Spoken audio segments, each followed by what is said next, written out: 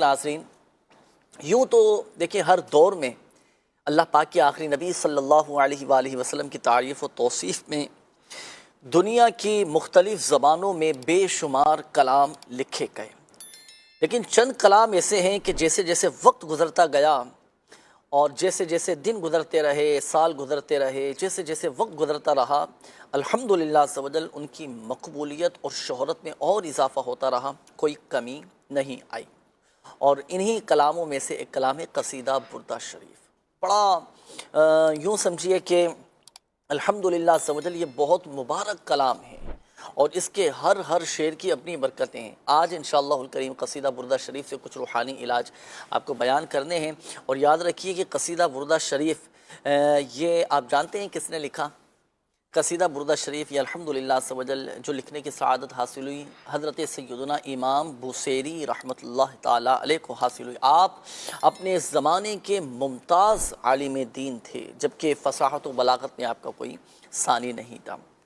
اس کی ایک برکت میں آپ کو سناؤں ابتدا میں، قصیدہ بردہ شریف سننے کی برکت، پڑھنے کی تو اپنی برکتیں ہیں لیکن سننے والا بھی فضیلت سے محروم نہیں رہتا، اس کے بھی مسائل حل ہوتے چلے جاتے ہیں۔ امام بوصیری رحمۃ اللہ تعالیٰ علیہ کے دور میں ایک بادشاہ تھا، اور اس بادشاہ کا ایک وزیر تھا جس کا نام تھا بہاؤالدین۔ اس وزیر کا نام بہاؤالدین تھا۔ انہوں نے قصیدہ بردہ شریف کی نقل یعنی اس کی کاپی حاصل کی اور یہ عہد کیا، اس نے یہ نیت کی اس وزیر نے کہ میں اس قصیدہ مبارکہ کو روزانہ ننگے سر اور ننگے پاؤں کھڑا ہو کر سنوں گا۔ سر پہ ٹوپی بھی نہیں ہوگی، ننگے سر، اور پیروں میں چپل جوتے بھی نہیں ہوں گے، ننگے پاؤں کھڑا ہو کر سنوں گا۔ اس انداز میں قصیدہ بردہ شریف کو سننے کی برکت یہ ظاہر ہوئی کہ الحمدللہ عز و جل قصیدہ بردہ شریف کو سننے کی برکت سے اس وزیر کے دین و دنیا کے بہت سارے کام پورے ہوئے اور بہت ساری اس کی مصیبتیں بھی دور ہوتی چلی گئیں، مشکلات سے وہ نکل گیا الحمدللہ عز و جل۔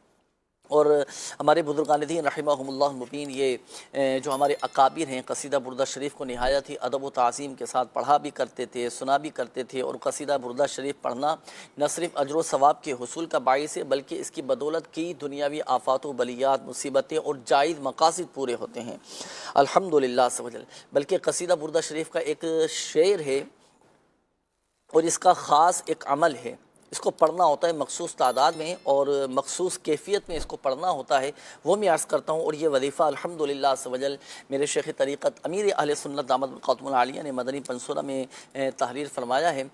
قصیدہ بردہ شریف کا یہ شعر ہے: هو الحبیب الذی ترجى شفاعته لكل حول من الاحوال مقتحم۔ هو الحبیب الذی ترجى شفاعته لكل حول من الاحوال مقتحم۔ یہ قصیدہ بردہ شریف یہ جو شعر میں نے ابھی پڑھا، یہ شعر 1001 مرتبہ ایک ہی مجلس میں جو کوئی پڑھے نا، یعنی ایک ہی کیفیت میں وہ پڑھے، ایک ہی وقت میں ایک ہی مجلس میں پڑھے، تو الحمدللہ عز و جل اس کی وہ مصیبتیں ساری کے ساری دور ہوتی چلی جائیں گی۔ اللہ نہ کرے کبھی کوئی مصیبت آ جائے، کوئی پریشانی آ جائے، اور خشوع و خضوع کے ساتھ نہایت ہی توجہ کے ساتھ اب یہ قصیدہ بردہ شریف کا یہ شعر 1001 مرتبہ ایک ہی مجلس میں پڑھیں، آپ دیکھیں الحمدللہ عز و جل کیسی ہی مصیبت کیوں نہ ہو، کیسی ہی پریشانی کیوں نہ ہو، دور ہو جائے گی۔ حصول برکت کے لیے ایک بار پھر پڑھ بھی لیجئے: هو الحبیب الذی ترجى شفاعته لكل حول من الاحوال مقتحم۔ اللہ پاک ہم سب کی بے حساب بخشش و مغفرت فرمائے۔